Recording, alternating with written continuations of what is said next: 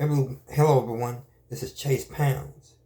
Now I know in my last video I had said I was going to review the movie when time ran out, but I kind of postponed that and just decided that I was going to do that for November. As the rest of October I could be covering topics relating to the paranormal related topics. Paranormal related topics.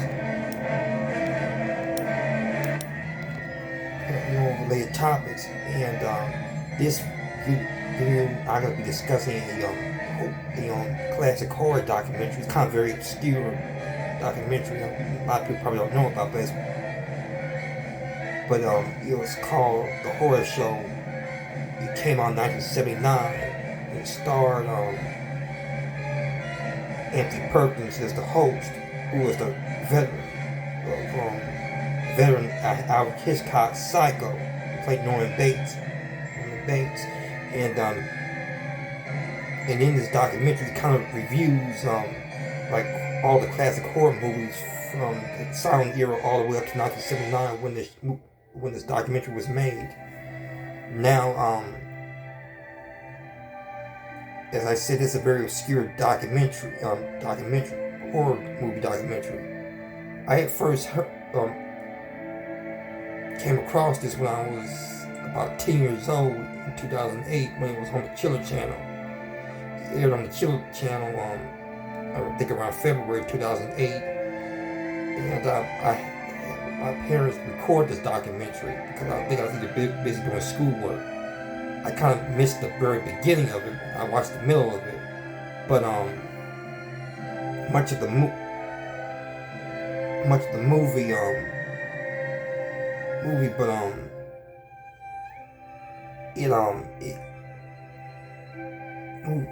it covers, again, as I mentioned before, it covers everything from the silent era all the way to the present.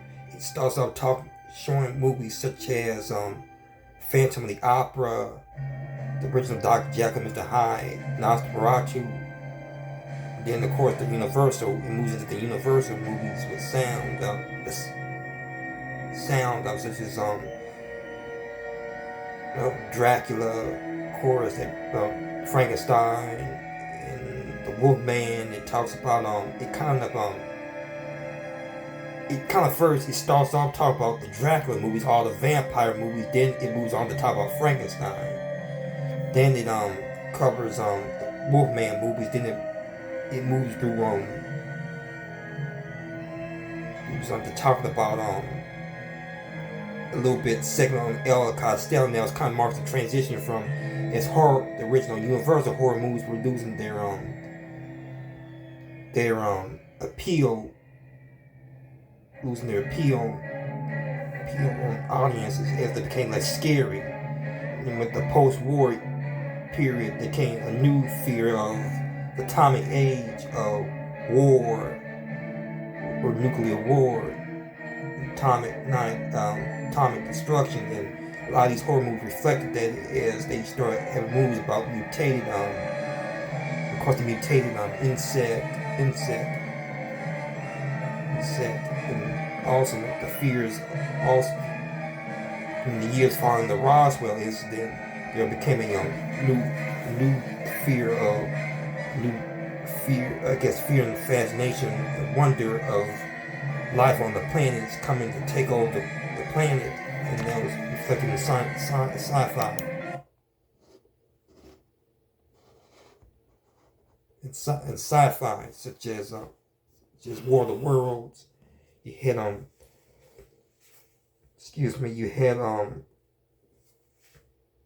other War of the Worlds, The Day the Earth Stood Still, The Thing, from Another Planet, which would be remade in the 1980s. And you had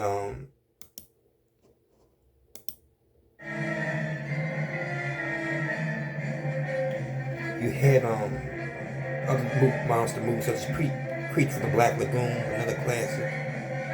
Then it evolved from sci-fi to more suspense horror, such as an era Alfred Hitchcock, like The Psycho and The Birds. Then you had movies all the way to the current years of Jaws, and The Omen, and ends up talking about the last segment of it. It talks about like the fear of, I guess, of like our own, the fear of our own extinction. I think that's as he says it. I can try to pull up clips of scenes of the movie. But that's kind of how it ends off. It talks about, I guess, like the fear of apocalypse, doomsday. So personally, I think it's very well done on documentary. And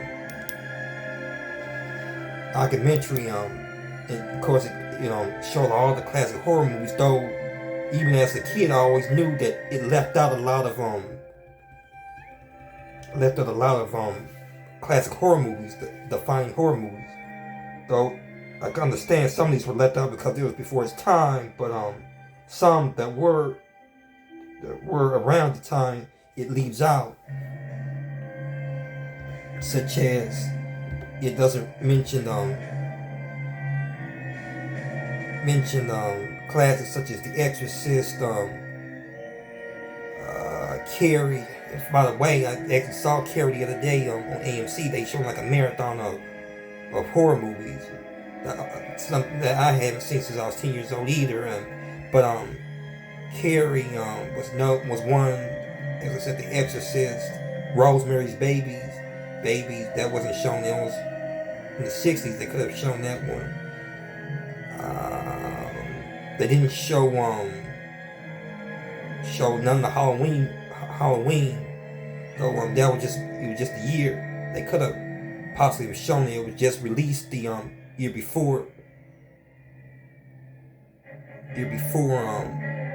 this documentary was made. They could have probably tried if they wanted to, but I guess it was just a newly released movie. Then they didn't show Texas Chainsaw Massacre, another defining horror movie, and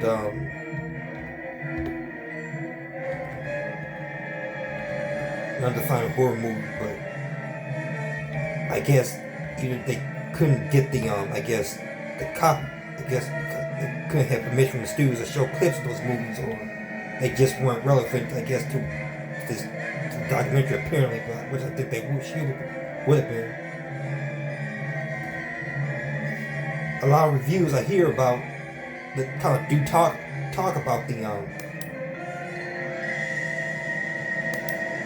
talk about this obscure documentary. A lot of them say it's disappointing in some cases, not very good.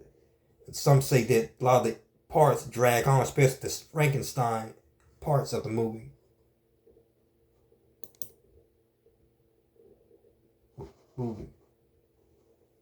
Interestingly enough, this didn't really air. I always assumed it was around Halloween when this aired, but really this aired around early February 1979 on CBS.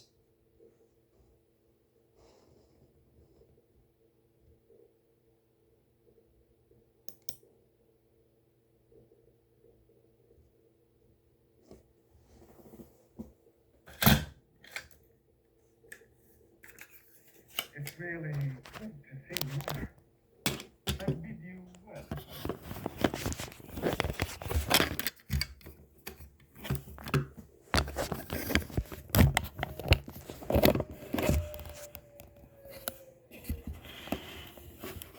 Listen to them.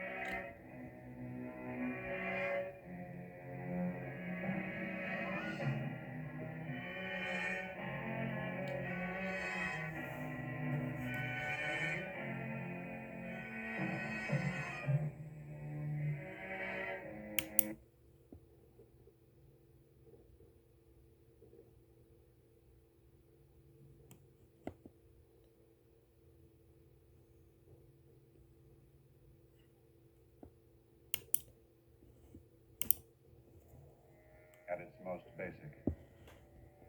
Things that go bump in the night. The symbolic projections of our worst dreams. Dreams in which the frightful and the unnatural suddenly and shockingly intrude on our usually well-ordered lives. But the horrors that really work on us, the ones we remember forever, must do more than merely shock. They must instill terror. And the most terrible things most of us ever have to bear are the nightmares of childhood. Can't you recall that feeling in some strange and Anthony Perkins does a good job of narrating this documentary. It makes it very, I guess, engaging at times. In my opinion, I like his narrating styles. And he does touch up on a little some of the, I guess, realism and history associated with the basis of the movie, such as in the Dracula setting.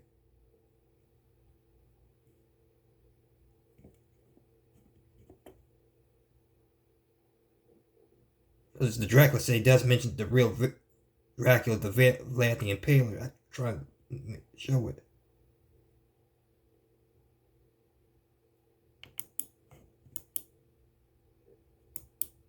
Novel and the hit play made from it remains the definitive Dracula movie. There was an historical Dracula, a notorious 15th century Transylvanian nobleman and sadist, Vlad the Impaler.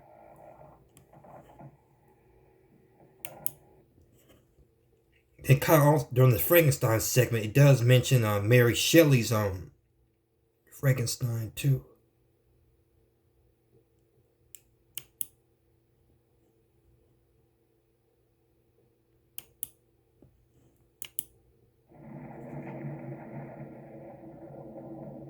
She was a romantic 19-year-old girl, married to the leading poet of her age, Shelley.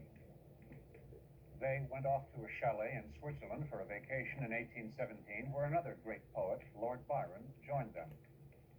One evening, in a room somewhat like this one, they stayed up late talking about the way science was beginning to challenge the secrets of God and nature. That night, Mary Shelley literally dreamed up the novel that she would call Frankenstein. Her story, the first to take up the theme of power-mad science and its potentially terrible consequences, is the crucial event in the history of horror fiction. Yep, and I kind of do like the I guess the background, the setup where he kind of I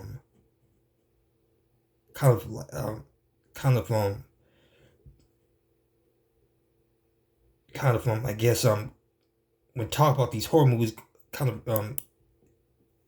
guess that's the right word I'm looking for it. He like how he when talk about these movies, he's on the sets of the actual filming locations, such as he's on the location right now of the Bat Arc for the Bates Motel. Bates Motel, which that's the movie he played in as Norman Bates. It kind of has a traditional kind of gothic feel of like horror in general. It kind of reminds me of the traditional horror. And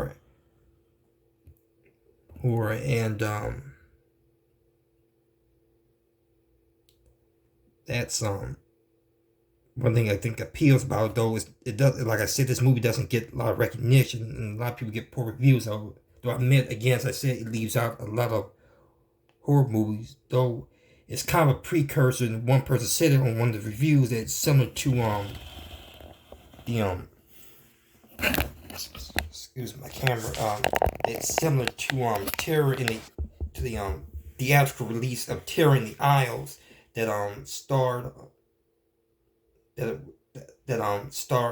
starred name I forgot his name, but he was it had like people narrating the documentary were also horror veterans. He was the police detective in Halloween who kind of narrates the movie and tells you about why we enjoy the thrills and a reason for liking and seeing horror movies. and it's kind of like he says the same thing in here, but I guess different, I guess wording, and I guess a different take on, I guess, people's interest and appearances. And he says about the, I guess, experiences of childhood and nightmares, so forth, but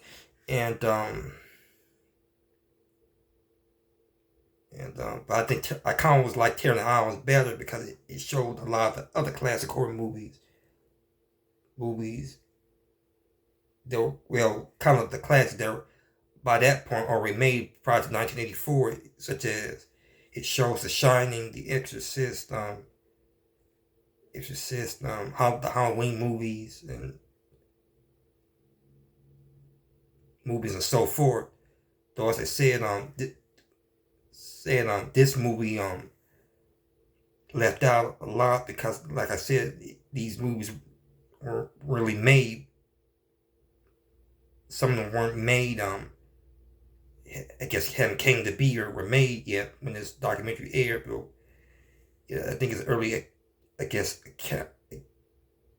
like take on I guess a horror documentary. I'm not sure. I think that was probably one of the first horror documentaries to be made of at the time. I don't think they were really yet doing a lot of documentaries like about like horror and the history, the background, I guess the making of the movies, exploring them in different genres, style, how it evolved over time like that. So I think that being a history buff, that kind of, I guess I like seeing someone talk about how filming changed over time, how it evolved, and I guess like analyzing, I guess talk about his opinions and ideas, I guess describing them, the films. And it's used a documentary I watch every summer around July, which is when I first we sometimes catch it on the Chiller channel. Just the same as I did with Terror in the Isles, would do the same also around July, about the same week, following week. And that's all I got to say. Kind of briefly talk about it. I don't really have much else to say about this documentary. And so forth. Now, there's another view by Chase Pounds. Stay tuned for my next video. Oh, just one more thing. I know I kind of been saying this a lot. Well, that really when I associate the horror show, I usually because like I said, they said, as the viewer said, it drags along on the parts about on the Universal horror movies. That's what really I associate this documentary, because associate it with the Universal, like I associate it more with the Universal horror movies because it spends a lot of time talking about the original Universal horror movies, which was Frankenstein, Dracula, Wolfman, Mummy, and usually now when I watch the special like specials that show these movies, I guess when I see clips, I usually think of this documentary itself. I guess that kind of was my exposure to these early movies, especially when I watch the Saturday night special on BTV Swingoolie. They often show a lot of the classic horror movies, and sometimes I see clips of movies that they were showing in this documentary. So that's that legacy of the documentary. I mean, that associated with Universal. The one thing I would like to add, I can also mention this too, that there's even a scene where it talks about second where it mentions a whole, yes, and Anthony Perkins kind of makes a remark saying a whole generation is possessed by the devil. Interesting, it doesn't, like I said, it leaves out, I think, really that the main movie that really reflects that is The Exorcist. But yet it shows The Omen, which really The Omen, I don't think it was a story about a boy possessed. It was like he was like the Antichrist, which he kind of uses a little bit out of context, in my opinion. But I think that's just that little element of it that I think is a little off at times. But other than that, that's holds up as a good documentary.